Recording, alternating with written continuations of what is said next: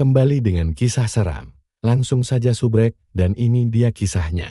Dajjal menyamar di tubuh wanita ini. Malam itu, sebuah keluarga kecil di pinggiran kota dikejutkan oleh teriakan histeris dari kamar anak gadis mereka, Salsabila. Ia menjerit-jerit sambil memegangi matanya, yang mendadak tak bisa melihat. Tidak ada luka, tidak ada darah, tapi pandangannya gelap total. Ia menangis dan berkata bahwa ada sosok berjubah hitam berdiri di sudut kamarnya. Ayahnya yang panik membawanya ke rumah sakit, tapi hasilnya nihil. Dokter menyatakan matanya sehat. Ini bukan urusan medis, ujar seorang perawat yang diam-diam menyaksikan. Malam itu, keluarga dipenuhi kecemasan dan ketakutan. Lampu kamar tak pernah dimatikan, dan semua tidur dalam satu ruangan. Salsabila tetap menggigil, menyebut bahwa sosok itu kini duduk di dekat kakinya, membisikkan sesuatu dalam bahasa yang tak bisa ia pahami. Ketika ayahnya hendak membaca ayat kursi, ia menjerit lebih keras, "Jangan bacakan itu," katanya, tapi suaranya terdengar berat, seperti suara laki-laki dewasa. Ayahnya sadar, ini bukan hanya soal medis. Ia teringat pada seorang ustadz peruqyah bernama Ustadz Asad, yang dikenal jarang muncul, tapi dipercaya bisa menangani kasus paling mengerikan. Ustadz Asad tinggal di sebuah rumah kecil di pinggiran desa, tak jauh dari hutan. Ia sudah 5 tahun tak melakukan ruqyah lagi, sejak kasus terakhirnya yang nyaris merenggut nyawanya. Konon, dalam kasus itu, ia berhadapan dengan makhluk yang mengaku sebagai pembuka pintu akhir zaman. Ketika ayah Salsabila mengetuk pintu rumahnya, ia sempat ragu. Tapi begitu mendengar nama si gadis, Arsyad mematung, Salsabila, anak dari Rahman. Dia yang waktu kecil pernah kuberi air doa. Arsyad menunduk, aku tahu ini akan terjadi. Ia menolak pada awalnya, tapi malam itu, ketika ia hendak tidur, ia bermimpi melihat langit merah menyala, dan Salsabila berdiri di tengah api sambil memanggilnya. Dalam mimpi itu, ia mendengar suara berat yang berkata, "Jangan campuri urusan kami, Arsyad. Ini bukan lagi milikmu." Ustadz Arsyad bangkit dengan keringat dingin. Ia mengambil sorban dan tongkat kayu cendana miliknya. "Baik, kalau ini ujian terakhirku, aku akan hadapi," katanya lirih. Ketika Arsyad tiba di rumah keluarga Salsabila, ia langsung merasakan hawa yang tidak biasa. Udara di dalam rumah terasa lebih dingin dari luar, meski semua jendela tertutup. Rapat Al-Quran yang tergantung di dinding terlihat menguning dan bergoyang pelan, seperti disentuh angin tak kasat mata. Ia meminta untuk bertemu langsung dengan Salsabila. Gadis itu duduk diam di pojok kamar, matanya kosong. Tapi yang lebih mengerikan, saat Arsyad memulai doa pelan, Salsabila tertawa. Dengan suara pria, "Akhirnya datang juga kau, Arsyad," ucapnya dalam bahasa Arab fasih, namun nadanya menghina. "Siapa kamu?" tanya Arsyad dengan tenang. Tapi makhluk itu hanya tersenyum, lalu menjawab dengan satu kata yang membuat jantungnya berdegup kencang, "Al-Masih." Seketika ruangan gelap, lampu padam, dan suara lolongan terdengar dari luar rumah. Arsyad menggenggam tasbihnya lebih erat. "Ini bukan sekadar jin," katanya dalam hati, "ini Dajjal." Malam pertama ruqyah dimulai dengan hati-hati. Ustadz Arsyad menyiapkan air yang telah dibacakan ayat-ayat perlindungan dan menaburkan garam di keempat penjuru kamar. Ia mulai membacakan ayat ruqyah dari Al-Quran. Tapi tak sampai 2 menit, tubuh Salsabila mulai kejang-kejang, darah keluar dari kedua matanya. Tapi ia tetap tertawa. Lidahnya menjulur dan berbelit aneh, seperti ular. "Aku sudah di sini sebelum kau lahir, Arsyad," ucapnya sambil menatap ke arah langit-langit. "Aku hanya menumpang, tubuh ini milikku sekarang." Tiba-tiba, lampu padam, kamar diselimuti gelap total. Dari balik gelap itu, muncul cahaya merah samar, membentuk simbol mata satu di dinding. Arsyad mengangkat tangannya, terus melafazkan ayat kursi dan surat Al-Baqarah. Cahaya merah itu memudar, tapi suara tangisan terdengar dari seluruh penjuru rumah. Setelah 2 jam yang penuh ketegangan, makhluk itu melemah sementara. Salsabila pingsan. Tubuhnya lemas, tapi Arset tahu ini baru permulaan. Yang ia hadapi bukan sekadar jin, tapi entitas yang berusaha menjebol batas gaib dunia ini. Keesokan paginya, keluarga itu bangun dengan bau menyengat dari kamar Salsabila. Ketika mereka membuka pintu, mereka menemukan lantai dipenuhi jejak kaki gosong yang tidak manusiawi, memiliki 3 jari memanjang. Jejak itu mengarah ke arah jendela yang tertutup rapat di luar rumah. Warga sekitar mengaku melihat cahaya aneh di langit malam sebelumnya, seperti kilatan petir, tapi berbentuk mata raksasa yang menatap ke arah rumah Rahman. Beberapa anak kecil demam mendadak dan menyebut nama Salsabila dalam tidurnya. Ustadz Arset memeriksa langit sebelum subuh dan mendapati awan hitam membentuk pusaran di atas rumah itu. Ia tahu ini bukan lagi gangguan biasa, mereka sedang membuka jalur, katanya pelan. Seseorang sedang berusaha membangun pintu antar dimensi. Ia meminta ayah Salsabila untuk tidak membocorkan apapun ke masyarakat. Jika mereka tahu, kepanikan akan memanggil lebih banyak dari mereka. Arset mengirim pesan kepada 2 sahabatnya yang juga peruqyah, Ustaz Fakir dan Ustaz Muzammil. Kita butuh pasukan cahaya. 3 hari kemudian, 2 pria berjubah putih datang diam-diam ke rumah itu. Wajah mereka tenang, tapi sorot matanya tajam. Ustaz Fakih adalah seorang penghafal Quran yang mampu berkomunikasi dengan makhluk alam lain, sedangkan Muzammil dikenal dengan keistimewaannya. Doa-doanya sering membawa efek fisik seperti gempa kecil atau tiupan angin keras. Begitu mereka menginjakkan kaki di kamar Salsabila, gadis itu langsung menjerit. Tapi kali ini, jeritannya bukan manusiawi. Suara itu seperti ditarik dari dalam gua ribuan tahun. Kalian bertiga tidak bisa menghentikan kebangkitan. Makhluk itu menggeliat di tubuh gadis itu. Matanya menyala merah. Ritual ruqyah dilakukan dengan kekuatan bertiga. Surat Yasin, Al-Mulk, dan Al-Falaq dibacakan bergantian. Tapi makhluk itu melawan dengan mantra-mantra aneh yang bahkan membuat kaca jendela retak. Ayah dan ibu Salsabila bersembunyi di dapur, menggigil ketakutan. Namun tiba-tiba, ketika Muzammil membaca surah Maryam ayat 68, tubuh Salsabila terpental ke langit-langit dan jatuh keras. Ia menangis dengan suara asli miliknya untuk pertama kalinya sejak semua ini terjadi. Tolong dia. Dia di dalam tubuhku. Setelah ritual itu, Salsabila tertidur panjang, namun ketika ia bangun, ia berkata bisa melihat hal-hal aneh. Aku bisa melihat jin ruh, bentuk-bentuk yang tak bisa dijelaskan, katanya gemetar. Matanya masih buta secara fisik, tapi ia mengklaim bisa melihat lewat mata lain. Ia menyebut bahwa ada gerbang yang telah dibuka oleh makhluk itu dalam dirinya. Gerbang itu menghubungkan dunia ini dengan tempat penuh keputusasaan. Mereka memanggilnya dataran terlarang, dan di sana ada makhluk bertanduk satu yang menunggu.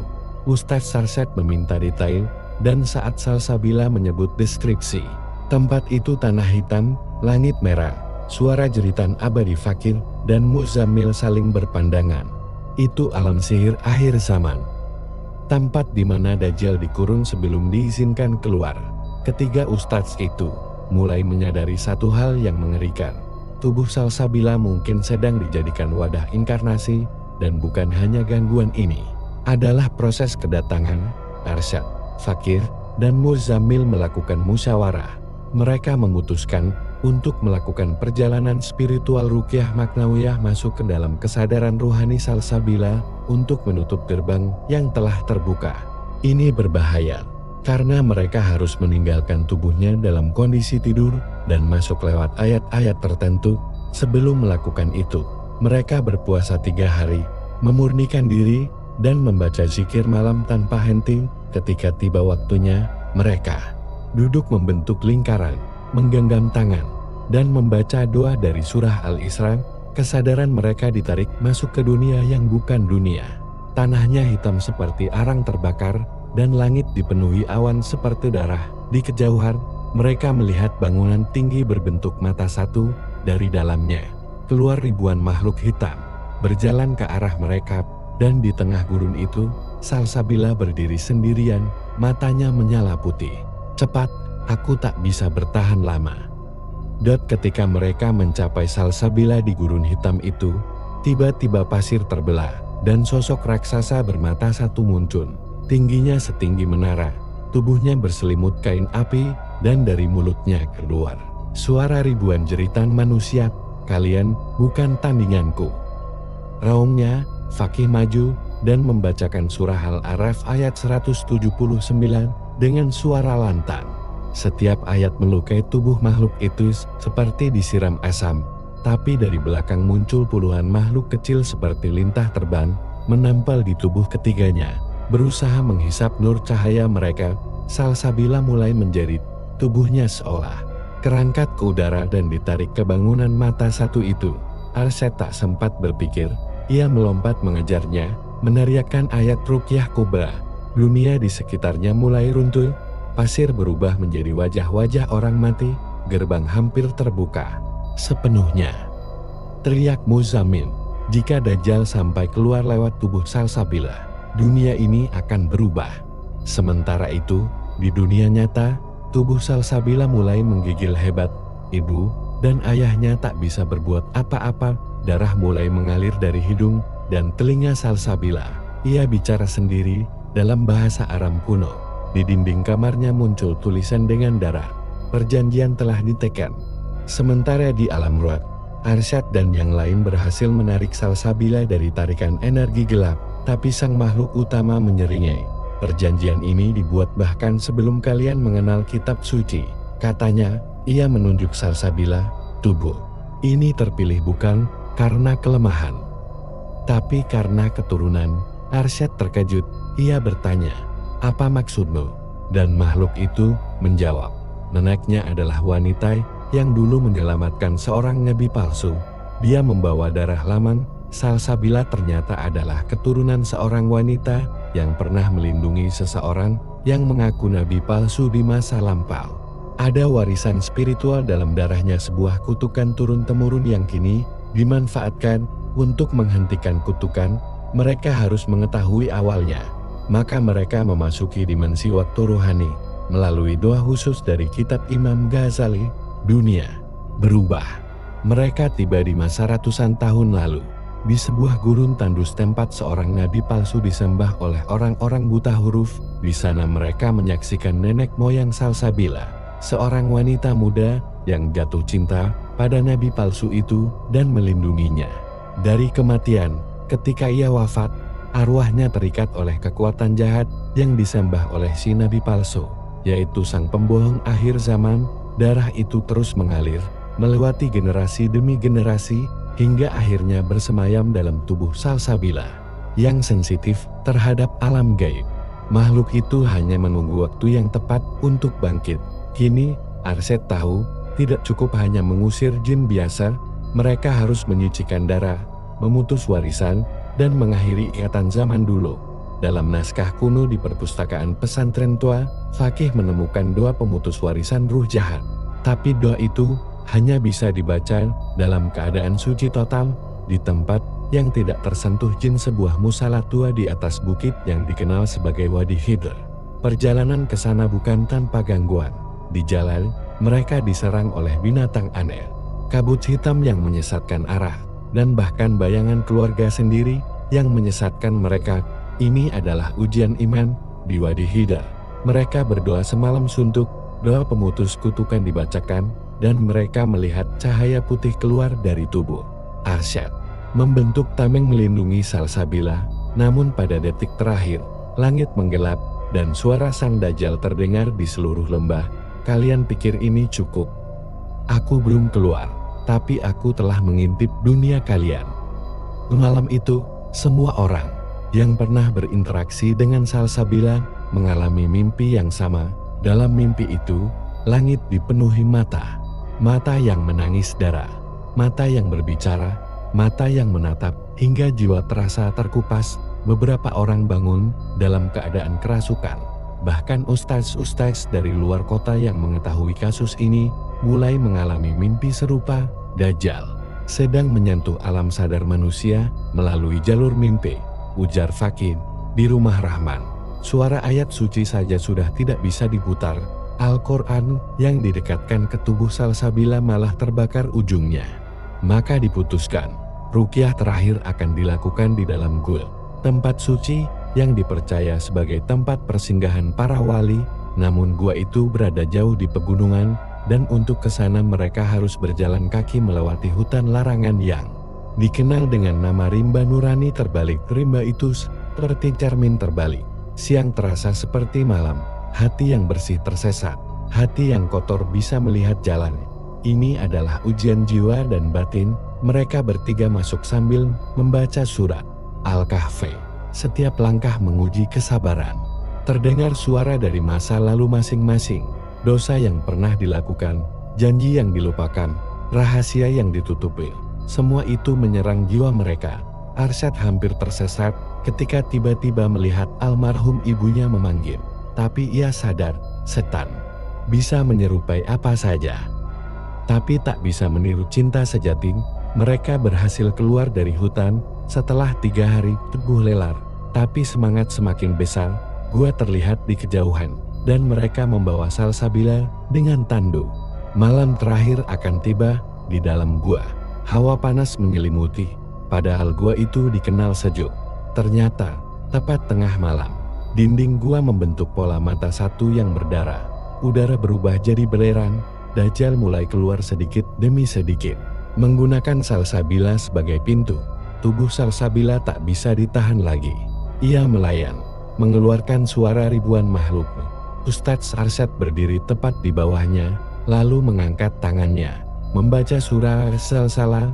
Gempa kecil terjadi, batu-batu berguguran, darah dan perjanjian telah diputus. Seru fakir, tapi makhluk itu tak menyerah. Aku akan menguasai manusia lewat pikiran mereka, lewat layar, lewat suara, lewat dunia yang mereka cintai. Kalian hanya menunda. Dengan kekuatan doa dan ayat terakhir dari surah Yasin, tubuh Salsabila ditarik turun, dan api neraka di dalam gua mereda. Tapi Dajjal belum sepenuhnya musnah. Ia mundur sambil tertawa. Mereka membawa Salsabila kembali ke rumah. Ia sadar, bisa melihat kembali dengan matanya sendiri. Tapi ia tampak sadar, aku tidak lagi sama. Aku bisa merasakan kalau aku masih diawasi, katanya lirih.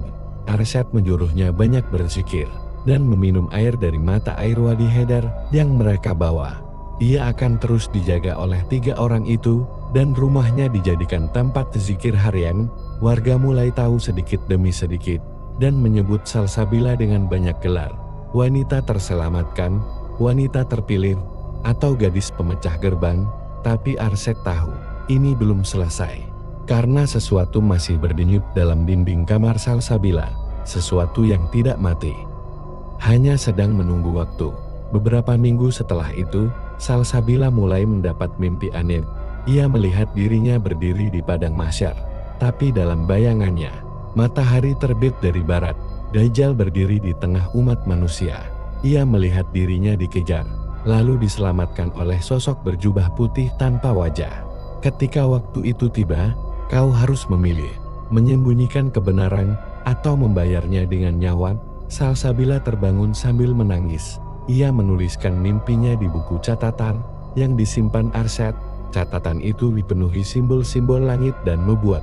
Fakih menyadari, ini bukan hanya tentang ruqyah. Ini adalah peringatan sebelum tanda-tanda besar kiamat muncul satu persatu. Ustadz Arsyad mulai sering sakit, tubuhnya melemah. Ia bermimpi bertemu Rasulullah yang menatapnya tanpa berkata apa-apa.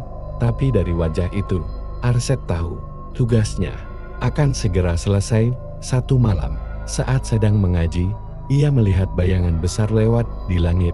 Cahaya lampu padam, dan dari arah kamar Salsabila terdengar suara. Bukan manusia. Ia masuk, tapi tak ada siapa-siapa. Di dinding, hanya ada satu tulisan. Aku akan kembali saat dunia merasa paling aman. Arsyad menangis. Ia tahu ia telah menunda kehancuran, bukan membatalkannya. Sebelum wafatnya, Arsyad menulis semua kisah ini dalam bentuk manuskrip, lengkap dengan doa-doa, tanda-tanda, dan cara membentengi diri. Ia memberikan naskah itu pada fakir dan Muzammil, lalu memeluk Salsabila terakhir kalinya. Jika kau hidup lebih lama dariku, jangan berhenti berzikir, kau adalah saksi hidup bahwa perang akhir sudah dimulai. Satu malam Arsyad wafat dengan wajah tersenyum, tangan masih memegang tasbih, dan hari itu langit mendung, tapi tidak hujan. Seolah alam pun mengerti telah kehilangan penjaga gerbang terakhir. Salsabila berdiri di depan pusara Arsyad, dan ia tahu kini tugas itu ada di pundaknya. 3 tahun berlalu, dunia berjalan seperti biasa, teknologi semakin maju, manusia semakin sibuk, tapi di balik layar, banyak yang bermimpi mata satu. Salsabila kini menjadi guru spiritual dan penghafal Quran, tapi tiap malam ia masih merasakan sesuatu merangkak di dalam dirinya. Ia tahu Dajjal belum sepenuhnya musnah. Ia hanya mencari pintu baru. Cerita ini bukan akhir, ini hanya penundaan. Karena dalam setiap generasi akan selalu ada yang terpilih, dan selalu ada yang mencoba membuka gerbang. Dan saat dunia lupa tentang ruqyah, saat dunia tidak lagi mengenal zikir, saat itulah Dajjal akan kembali.